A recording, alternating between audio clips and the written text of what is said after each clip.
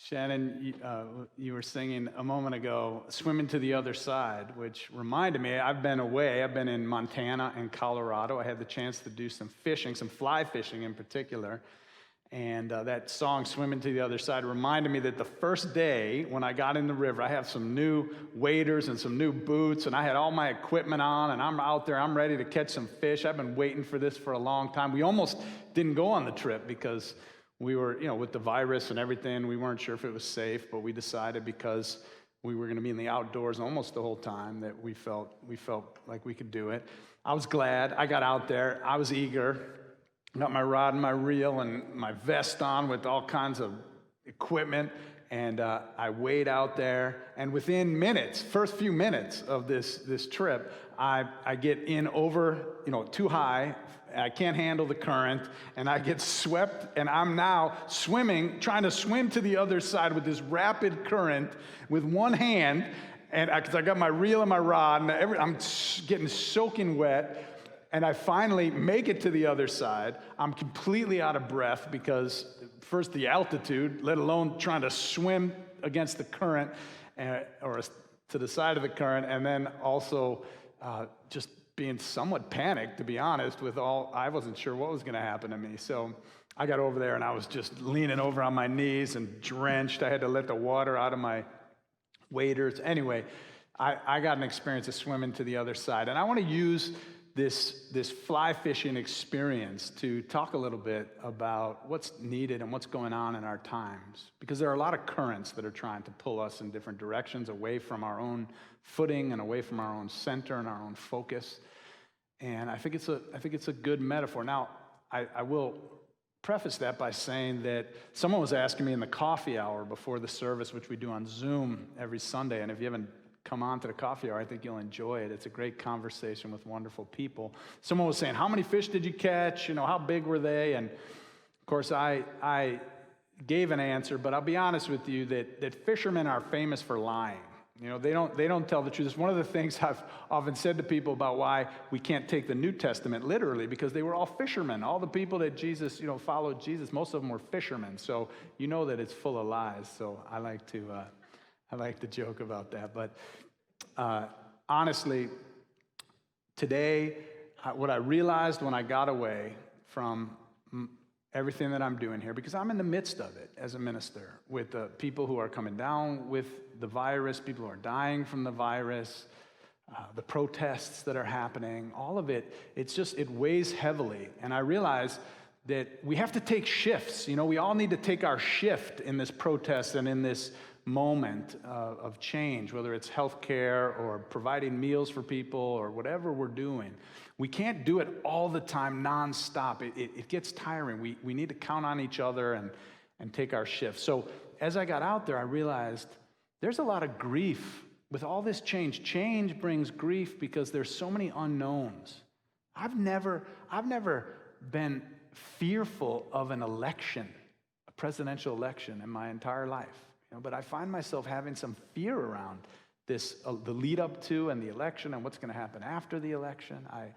The virus, of course, brings a lot of fear and sadness about the state of our democracy and the state of the dialogue among people in our country. So there's a lot of emotions coming, and there's a lot of currents trying to take us in different directions. So I found this poem by Wendell Berry, which Bishop Pearson read a moment ago, and I want to use it to outline my points this morning. The first line says, "It may be that when we no longer know what to do, that we've come to our real work."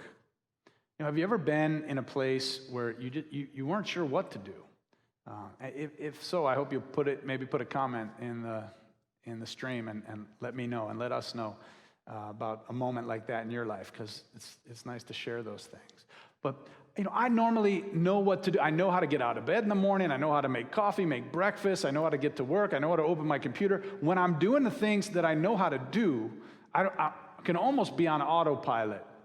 But it's when we don't know what to do that it causes us to reach out to others. It causes us to use our creativity to discover new things, our ingenuity.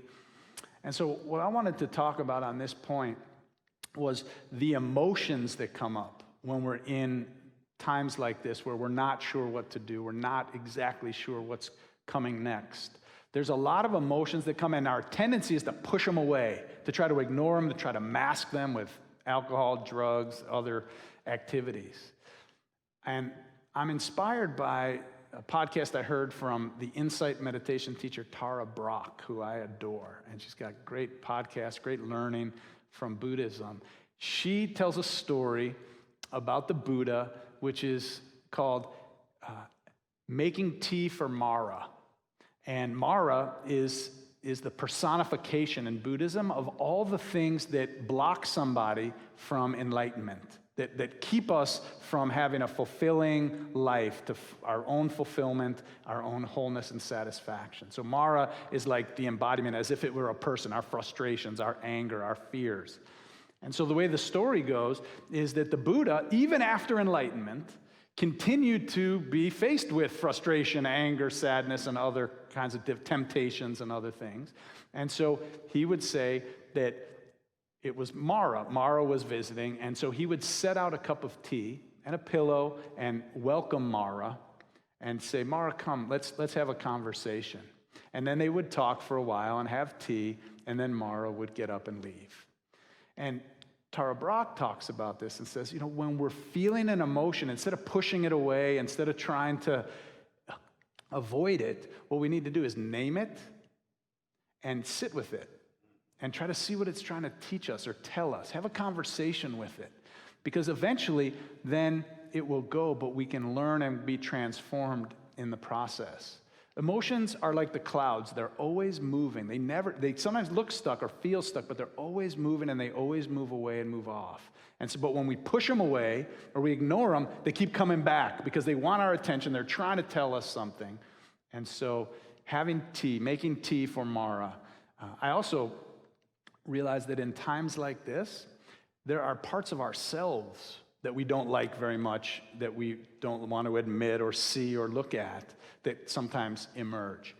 And in the same way, we need to be compassionate to ourselves. We need to welcome those parts of ourselves. We need to pay attention to them, see what they're trying to tell us or teach us, so that we can hopefully transform them, because that's how transformation happens. It's funny, this morning, got up early, did my stretching, did my meditation, my normal morning routine. I was feeling good, excited about the service. And I got out, I was making breakfast, and my daughter, my beloved daughter, who I cherish, she is a princess to me, and I care for her dearly. But this morning, we got into a little something, and she started talking back, and I felt this anger come up in me that was, almost like, if she keeps this up, I don't know what I'm going to do to this little girl. That's how I felt. No, please don't call DHS. Nothing. I would never harm a hair on that girl's body. But I felt it, and then I thought to myself, "Wow! I was just meditating. I thought I was Mr. Peace and Calm, and here I was having these intense feelings and anger come up." And I realized, and I thought about this point in my message, and I said, "Wow! There it is. There's a part of myself that I have to acknowledge and pay attention to, and see what's going on there." So this happens to us. Now, when emotions come, when parts of ourselves come, not to push them away, but to welcome them, name them, pay attention to them, have a conversation with them. The next line in the poem is, when we no longer know which way to go, we've begun our real journey. When we know where we're going, I'm just thinking, I was just driving for hours to get out to the mountains in the last couple weeks, and there were long stretches of time when I was just daydreaming or thinking, and I wasn't even paying attention to the road. I don't know what part of our brains are paying attention. I'm just so glad when I realized, oh wow, yeah, I'm driving. Let me tune back in. But apparently I've been driving on the highway for a long period of time without even thinking about it. When we know where we're going, we can be on autopilot. We can go through the motions and not even really be very present or very aware or awake. But when we don't know where we're going, when we get lost or we're not so sure, that's when we have to tune in, pay attention, reach out, do whatever it takes, and those are the moments when we come alive. So I was thinking about this, and I was thinking about how in the Bible, there are so many stories about people running for their, not just leaving home, not just going on a journey, but running for their lives, literally. You think about, if you know the Bible, Jacob. Jacob cheats his brother Esau, and then his brother's after him, and he's running for his life. And he's off on a true journey that took him through all kinds of experiences and connecting to God and all kinds of things. 20 years later, once again, Jacob's running for his life because his father-in-law, Lavan, wants to kill him. And you see this, Moses was running for his life from Pharaoh. Jesus and Joseph and Mary are running to Egypt, running for their lives from King Herod. There's all these stories. I'm thinking, why are there all these stories about people not just taking a journey, but literally running for their lives in the Bible and in a number of other scriptures as well?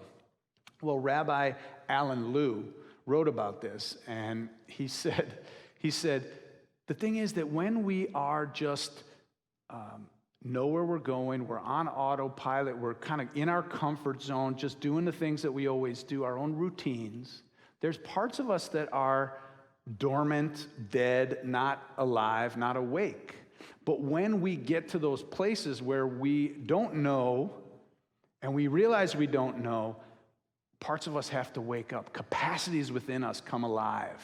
So in essence, we're running for our lives. That the spiritual journey begins in those times when we're not sure where we need to go, and it causes us to awaken in new ways. And I hope that in this time, with all this going on in our lives, that you will feel that and experience the not knowing in some ways as an opportunity to wake up and to discover new things about yourself and about the world. It's happening now because everything's going on around us, but it also happens all the time when there's a death of a loved one, particularly a sudden death, when we get divorced, when we lose a job or have a job change. Lots of these, or get a diagnosis ourselves or someone else we love. All of a sudden, we are in an unknown journey. It's no longer the journey that we've been on. It's a new journey, and we need new maps. And if we keep trying to use the old maps to try to find our way, we're going to get lost because we're no longer on the same ground. So I think that's what Wendell Berry is trying to tell us in this poem, in this line, that the real journey begins, the spiritual journey begins when we're not sure where we're going. And this is in this time, I hope that you will keep that in mind. The last line, as the poem starts to end, he says, the mind that is not baffled is not employed. It's when we're scratching our heads that our mind is really working. There's something about the scratching the head that makes it work, apparently. So when we're thinking, when we're not sure, that's when we think. And then he closes with this image: the impeded stream is the one that sings. The impeded stream. It's the places in the stream where there's boulders and rocks, or a tree has fallen, that the water starts taking a different course and trickles over the top and starts making some different sounds. And I take great solace in this, in the idea that in these moments when our lives are being challenged, disrupted, impeded in different ways, that these are times when we can find the song that is within us, wake up the capacities, and find our best selves, hopefully and ideally. So my message for you today that I learned, because when you step into the river, in the stream, you have to be awake, paying attention, and try to keep your footing with all the currents and things happening. When emotions come to you that are difficult and you want to push them away, I invite you to name them and sit with them, have a conversation with them, and then watch them get up and walk away and feel yourself transformed. When you don't know where you're going, you're not sure, realize that is what we call a spiritual journey. That is the time when our spirit, our faith, our belief, our know-how, our community, whatever it is that you hold on to in difficult times, that's when those things come alive. And ultimately remember that it is the obstacles and the difficulties and the struggles in our lives that help us to sing our song in this one precious life that we have. I miss you. I wish you were here with me, and I hope that we'll be back to a place where we can do that again soon.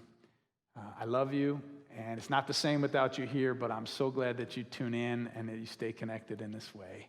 Let us continue to walk through this stream together, hand in hand. Love you. Amen.